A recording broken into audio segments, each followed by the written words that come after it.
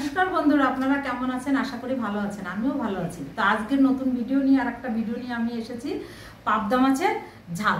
তো পাবদা মাছের ঝাল কিভাবে করব সেটা আপনাদের সঙ্গে শেয়ার করব, যে পাবদা মাছের ঝাল করতে কি কি লাগবে।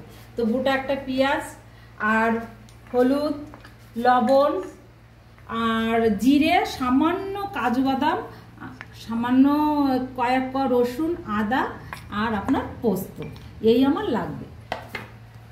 মাছে হলুদ মাখিয়ে নেব, লবণ হলুদ মাখিয়ে নেব।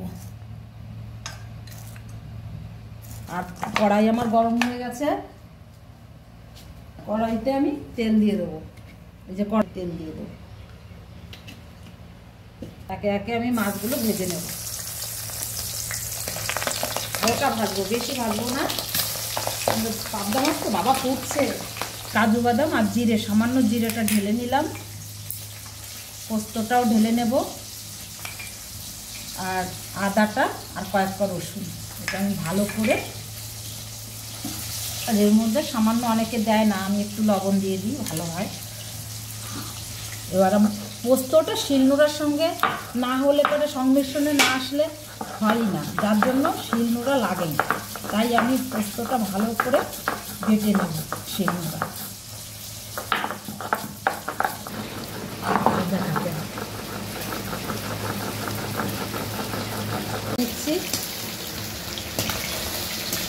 ফুটছে মাছ, বাবলি মাছ তো, পাবদা মাছ তো, ডিম পেটে ডিম ভর্তি।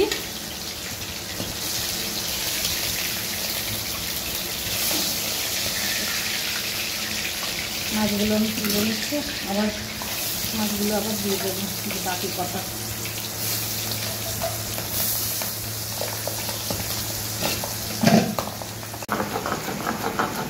পোস্তটা ভালো করে শিলনোড়ায় বাটলে মিহি হয়, আর মিহি হলেই মাছের ঝোলটা খেতে স্বাদ লাগে।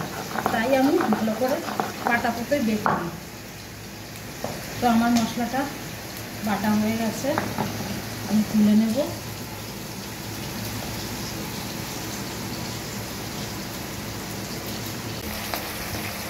মোটামুটি করে ভাজা হলো, কারণ খুব কড়া ভাজিনি। পাবদা মাছ বেশি কড়া ভাজলে ভালো লাগে না, যার জন্য আমি একটু হালকা করে ভাজলাম।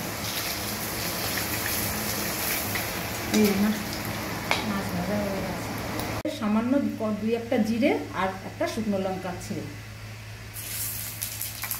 এবার আমার কুচনো পেঁয়াজটা আমি হলুদ মাখিয়ে রেখেছিলাম, একটু নরম হয়েছে, ওটাই আমি দিয়ে দেব।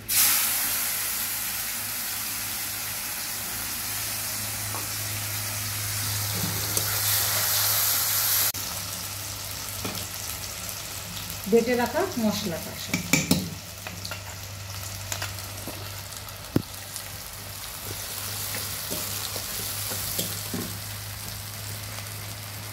আমার বাড়িতে করে রাখা করা লঙ্কা, এটা আমি দিয়ে দেবো। বসে গেছে, মশলা থেকে তেল ছেড়ে দিয়েছে, দেখুন বন্ধুরা।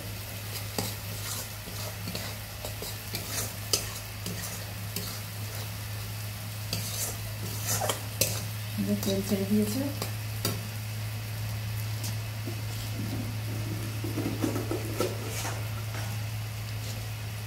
এখন আমি গরম জল দিয়ে দেবো। একটু পাবদা মাছে গরম জল দিলে ভালো লাগে, যে কোনো মাছের ঝোলে। মাছটা তো কম জাল ভাজাই থাকে, যার জন্য একটু জালটা কম দিলে ভালো হয়। তাই আমি একটু গরম জল দিয়ে দেবো। আমি সবসময় সবজির মধ্যে একটু গরম জলই দিই, দিলে সবজিটা টেস্ট হয়। এটা অনেকে হয়তো জানে না, কিন্তু আমি গরম জলটাই দিই। তো মাছগুলো ঝোলটা জাল উঠে গেলে পরে আমি মাছগুলো দেবো। একটু লবণ দিয়ে দেবো স্বাদ মতো, আর একটু পরিমাণ মতো একটু হলুদ দিয়ে দেবো। জল আমার ফুটে গেছে, সুন্দর করে ফুটেছে, অনেকটাই ফুটেছে। তো এখন আমি মাছগুলো দিয়ে দেবো। আর বন্ধুরা, এইভাবে পুরো ভিডিওটা দেখতে থাকুন একদম শেষ অবধি, এইভাবে সহজেই পাবদা মাছের ঝোল রেডি করা যায়।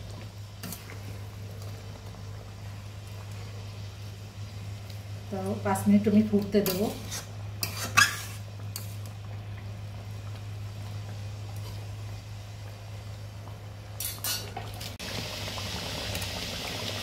দেখুন বন্ধুরা কত সুন্দর গ্রেভিটা, এত দারুণ হয়েছে, মানে ঘন হয়ে গেছে।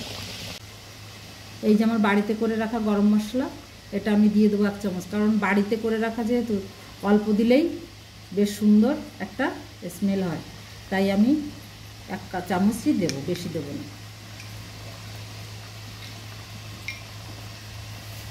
চিনি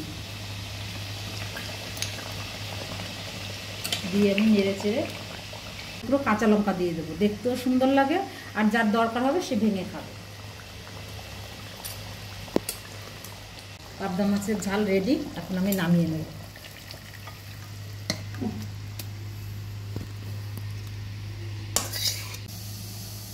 দেখুন বন্ধুরা কতটা ডেলিশিয়াস লাগছে।